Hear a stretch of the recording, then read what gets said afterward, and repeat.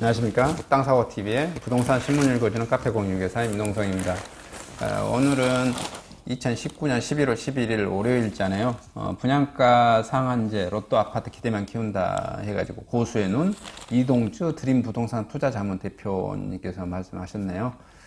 분양가격 낮춰 공급하라고 하면 재개발 재건축 사업의 중단이 불가피, 민간 공급 크게 줄어들어 청약과열 시세 차이 독과점만 유발, 정부 분양가 상한제 발표하자 신축 단지들이 더 기세 등등, 집값 안정은커녕 공급 줄어 상승만 초래할 것.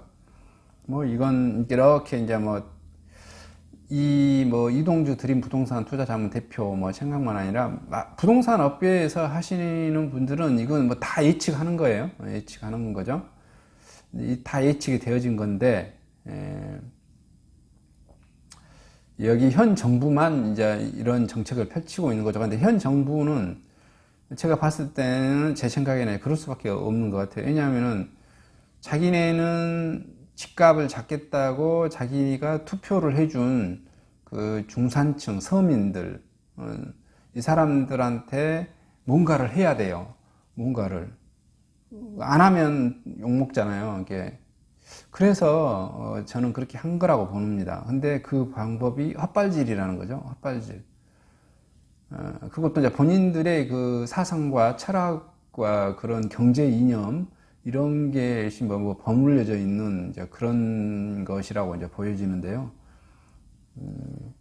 좀 하여튼 안타깝다라는 이제 생각이 듭니다. 지난달 29일 국토교통부가 주택법 시행령 개정안을 간부에 게재했습니다. 분양가 상한제 지정요건 완화를 담은 내용입니다. 개정안은 공포와 함께 바로 시행에 들어갔고요. 이를 토대로 6일 첫 분양가 상한제 지역이 발표됐는데요. 수요자를 억누르는 정책과 더불어 공급자를 억누르는 정책까지 본격적으로 시작된 겁니다. 분양가 상한제는 분양가격을 실질적으로 인하하여 실수요자가 저렴하게 주택을 구입할 수 있도록 하겠다는 제도인데요. 이를 통해 부동산 가격을 안정시키겠다는 정부 정책 목표가 깔려 있습니다. 사실 낯선 제도도 아닙니다. 노무현 정부 때 이미 했었고요. 이미 실패한 걸로 판명 났고요. 그런 내용이죠. 근데 왜 이렇게 할 수밖에 없냐? 제가 그렇게 설명했던 그 내용이고요. 그 다음에 이렇게 해주면 싸게 아파트는 이제 공급되잖아요. 싸게 아파트는 공급되면 싸게 아파트를 잡을 수 있는 몇몇 소수에 대한 기대감이 있는 거죠. 근데 공급이 적게 되니까 그 당첨된 사람들은 갑자기 이렇게 수직 상승하는, 가격이 떨어진 게 아니라 그 당첨된 사람만 로또 아파트가 돼버린 거죠. 시장에서 예를 들어서 20억에 거래되는데 10억의 아파트를 내놓으면 이게 10억의 거래가 될까요? 그냥 20억의 거래가 되죠. 그죠? 근데 공급을 더 줄여보니까 20억에 거래된 게 아니라 어떻게 된다? 22억이나 23억이나 24억이나 25억에 거래될 확률이 더 높죠. 더 높이 거래되죠. 이걸 말씀드리는 겁니다. 이렇게 해서 그런 내용인 것 같습니다. 이제 분양 가격이 낮아지면 기존 주택 가격이 낮아질까? 절대 아니라는 것이죠. 빈 땅이 없어서 그렇고요. 둘째, 손실을 감수하면서까지 공급할 민간 주체도 없다는 거예요. 당신이 손해보라는데 손해가 나겠습니까?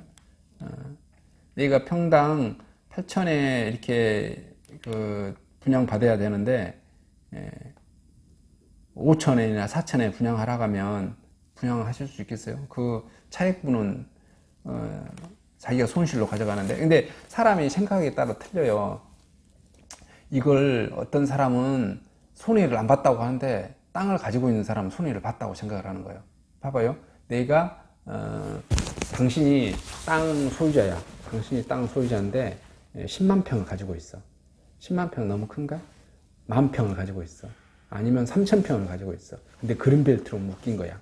정부가 40년간, 50년간 묶고 나서 나는 손해를 봤다고 생각해요, 안 해요? 손해를 봤다고 생각하잖아요?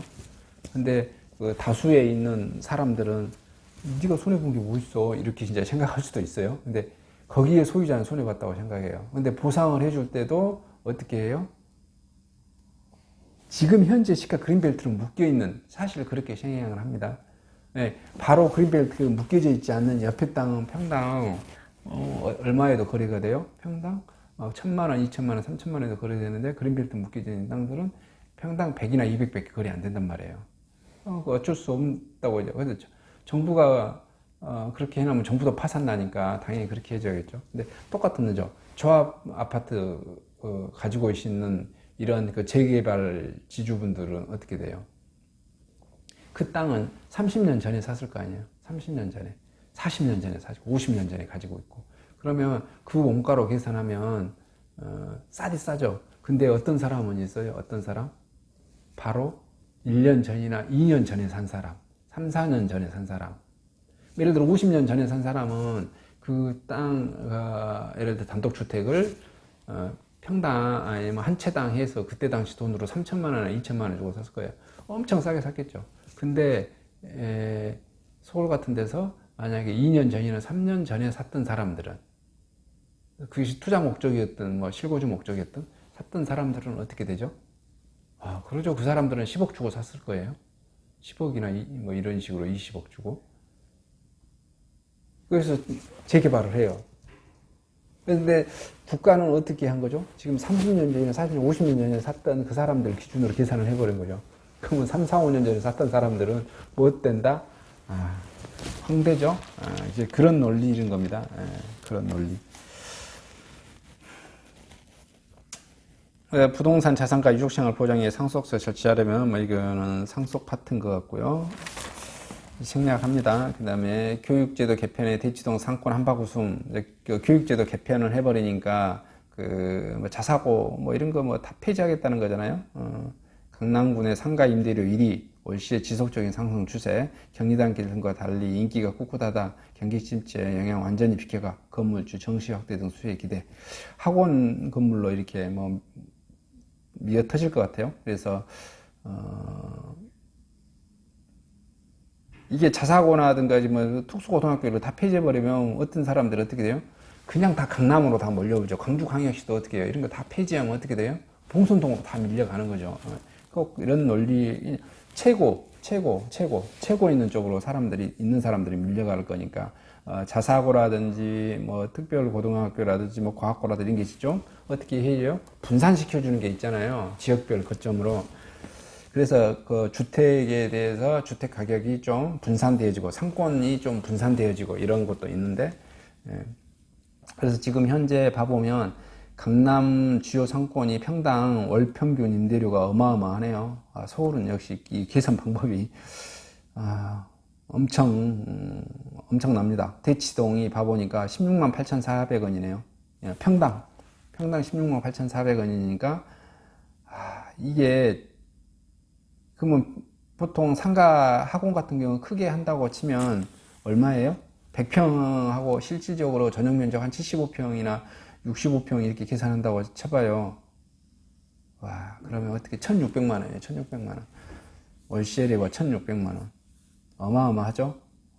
이렇게 해도 뭐 감당이 되는 것 같아요. 왜냐하면은 거기 서울에 있는 무슨 유치원생들 뭐 임차 등원료라고 그런가요? 봐보니까 대학교 납부금에 뭐 2배, 3배, 4배까지도 뭐 내시고 다니신 분들 꽤 있던데. 하여튼 그렇습니다. 그래서 주요 상권을 봤더니 대치동이 16만 8,300원이고 평당, 역삼이동이 13만 5,900원이고 평당, 압구정동이 평당 13만 4,600원이고요. 신사동이 13만 1,300원이네요. 청담동이 12만 1,700만 원이네요. 그 다음에 한남 상구역 혁신 설계하는 불법 관용은 절대 없을 것. 김성보 서울시 주택기획관이 밝혔고요. 불법 적발 시 사장 봐주지 않겠다고 입찰 보증금 1,500억 원을 몰수시켜버리겠다. 이렇게 강경하게 나온 것 같아요.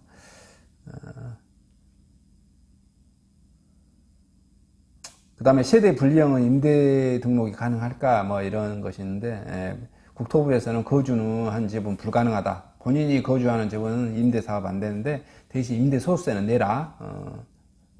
자기가 그 세대 분리형에서 아파트 살면서, 월세 좀 뽑아먹는 거 말씀하시는 거죠.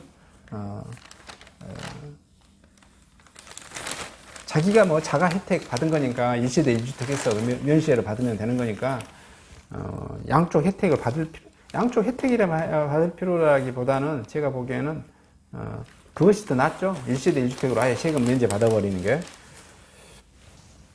그 다음에 공공기업 입에 늘려라, 영상개발 사업 또 흔들. 이게 또 정부가 또 이렇게 태클 거는 것 같아요. 용산 철도병원 주상복합사역 코레일 가까스로 HDC와 협약을 했으나 용산구청이 용도 상향제 지원했으나 서울시 같은 이렇게 공공기관에 45%를 더 내놔라 이렇게 하는 것 같아요. 사업성 떨어져 계약 자초이기 이런 내용인 것 같은 10년간 방치됐다가 가까스로 사업 시행제를 찾은 용산철도병원 용지 개발 사업이 첫 삽을 뜨기도 전에 자초될 위기를 맞았습니다. 해당 용지를 개발하기 위한 공공기업은 당초 계획에서 2배 가까이 내놓으라고 서울시가 주장하면서 수익성 악화돼 더 이상 사업을 진행하지 못하도록 가능성이 커진 것 같네요. 뭐 이게 뭐 좀 지진부진하고 뭐 그럴 것 같아요. 이 문제로. 그 다음에 순천은 도시재생 전후로 구도심 변화가 일어나는데요. 점포수가 2014년에 396개에서 663개, 빈집이 187동이었는데 7동으로 줄어들었고요. 상점당 일평균이 25만원대였는데 40만 5천원으로 늘었고요. 유동인구가 26만 명, 43만 명으로 늘었네요. 창업은 총 68개소 156명, 청년 창업 골목상점 등 해가지고 사회적 기업 2018년 현재 40개 법인 운영하고 있고요. 일자리 만드는 순천 도시재생 3년 만에 점포 수 68% 증가, 이런 건 뭐 좋은 현상인 것 같아요. 우리 혁신도시도 나주 혁신도시도 이렇게 빨리 좀 이렇게 점포 수가 많이 좀 늘었으면 좋겠다는 생각이 드는데요. 인구가 많이 좀 들을 정책들을 펼쳐줘야 됐으면 한다는 생각이고요. 이번에 부영 아파트가 좀 좋게 지어서 많은 입주민들이 왔으면 좋겠고, 그 다음에 2020년 전국 집값이 0.8% 하락했고 올해보다도 낙폭 줄어들 것이라는 예상을 하고 있네요. 건사년 건설 부동산 경기 전망 저금리로 돈 안전자산에 몰려 건설업이나 수준의 투자는 감소할 듯 하나, 건설업 수주 투자 이 정부의 규제에 의해서 하나 돈이 어디로 갈 데가 없어. 안전자산으로 계속 부동산으로 갈 수밖에 없어. 그래서 집값이 지금 올해도 우리나라 집값은 계속 하락했습니다. 하락이 서울이라든지 광주광역시 어디에요? 좋은 집 몇 군데만 올라간 것이 마치 전체가 올라간 것처럼 착각하시면 안 돼요. 전체적인 집값은 하락했다 이렇게 생각하실 건데 그 이제 하락폭이 내년에는 좀 줄어들 것이다 이런 내용인 것 같습니다. 그 다음에 강주 북구 풍양구역 재개발 포스코 건설이 수주했고 뭐 이런 뉴스 나왔네요. 그 다음에 이제 상한제 피한 강남 첫 분양 아파트 나왔는데 큰 걸로 봐볼게요. 인천 루원시티 린스트라우스가 1412세대 12일 날 청약 접수 받고요. 인천 온서 SK뷰 스카이시티가 1153세대 13일 날 청약 접수 받네요. 그 다음에 인천 호반 서밋컴난 2차가 719세대 13일 날 하고요. 전주 태평 아이파크가 1045세대 13일 날 청약 접수 받네요. 그 다음에 견본주택 개관이 15일날 양주역종 대극 노제비양이 1243세대 하고요. 인천 검다 신도시 여미지 트래필 에듀 1249세대가 15일날 오픈하고요. 인천 포레나 루원시티 1128세대가 15일날 오픈합니다. 이상 전국 부동산 관련 소식을 마치도록 하겠습니다. 감사합니다.